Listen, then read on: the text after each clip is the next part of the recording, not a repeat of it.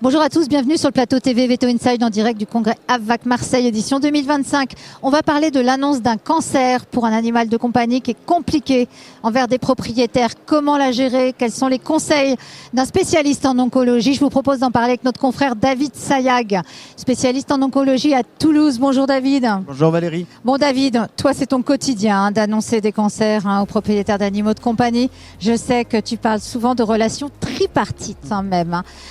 Donc entre le propriétaire, le vétérinaire et également donc toi-même, le spécialiste qui a le cas référé. C'est des cas difficiles. Est-ce que tu as une démarche que tu conseillerais aux vétérinaires qui nous écoutent et voire même aux équipes complètes de la clinique, parce que les ASV aussi sont en première ligne quand on a l'annonce d'un cas de cancer d'un animal de compagnie? Bien Valérie, la consultation d'annonce est un élément crucial en fait dans la démarche en oncologie. Parce qu'au cours de cette consultation, nous allons annoncer de manière formelle que l'animal est atteint d'un cancer à la famille.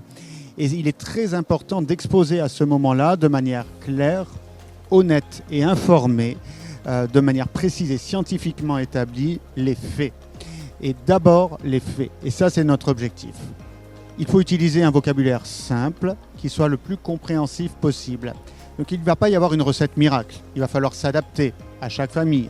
Certaines familles vont mieux comprendre certains termes scientifiques que d'autres.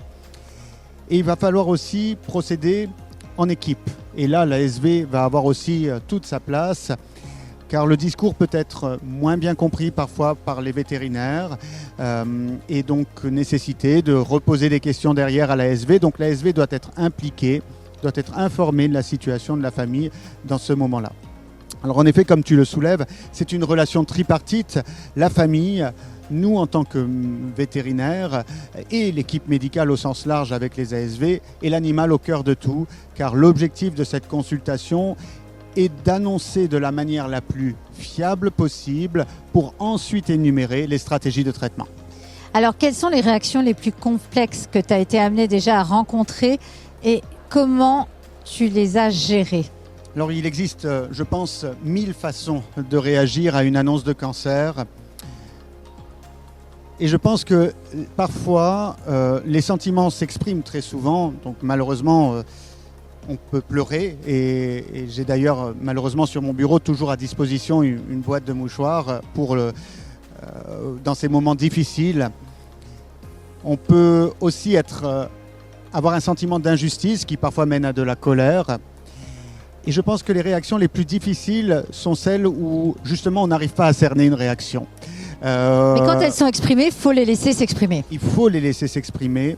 C'est très important. C'est un moment d'acceptation de la maladie. Ça fait partie du processus d'acceptation que d'exprimer. Et encore une fois, c'est tellement personnel comme événement à ce moment-là.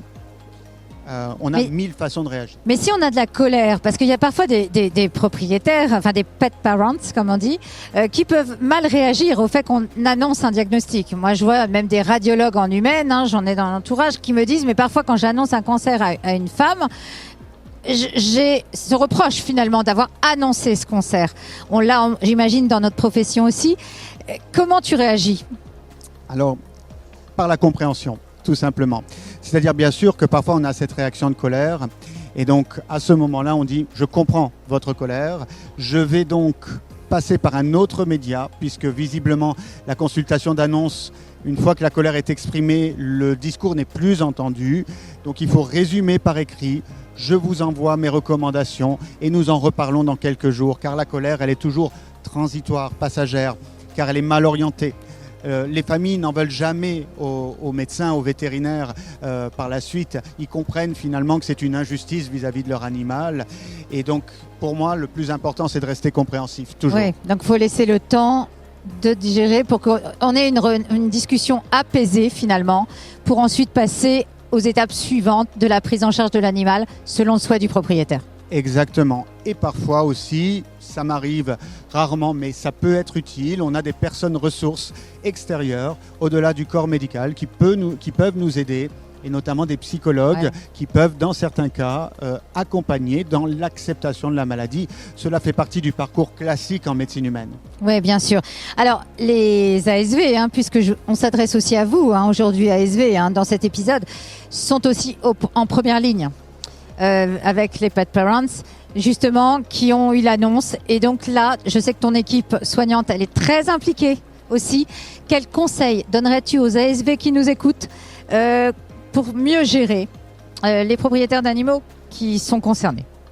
Alors, toujours pareil, chaque situation étant différente en fonction d'abord de ses sentiments propres et de la façon d'exprimer ses sentiments aussi.